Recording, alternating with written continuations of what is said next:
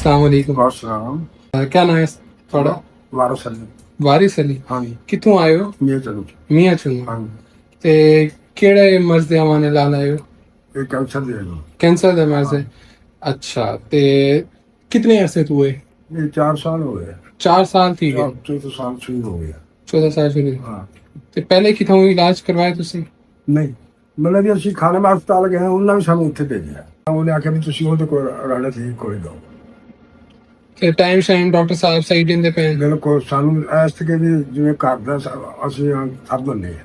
ਹੂੰ, सही सही। ते इलाज जेड़ा थिंदा पे इनमें फर्क कितना है?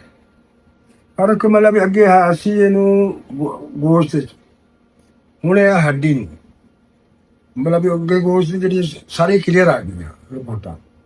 ਇਹ ਹੁਣ ਦੁਬਾਰਾ ਰਿਪੋਰਟ ਕਰਾਈ ਸੀ ਤੇ ਉਹ ਮਤਲਬ ਵੀ ਹੱਡੀ ਨੂੰ ਹੈਗਾ ਤੇ ਉਹ ਮਤਲਬ ਵੀ ਡਾਕਟਰ ਸਾਹਿਬ ਨੇ ਕਿਹਾ ਵੀ ਆ ਮਸ਼ੀਨ ਲੱਗੇਗੀ ਇਹਦੇ ਨਾਲ ਠੀਕ ਹੋ ਜਾਏਗਾ। यानी कि तुसी मुतमईन हो? ਬਹੁਤ ते अमला वगैरह दा किवें ਬਹੁਤ ਅੱਛੇ, रवैया वगैरह? ਬਹੁਤ ਅੱਛਾ ਮਤਲਬ ਵੀ ਇਵੇਂ ਨਾਲ ਵੀ ਜਿਵੇਂ ਅਸੀਂ ਘਰ ਦੇ ਫਰਜ਼ ਹੁੰਦੇ। ठीक है जी, जज़ाकल्लाह। ਹਾਂ।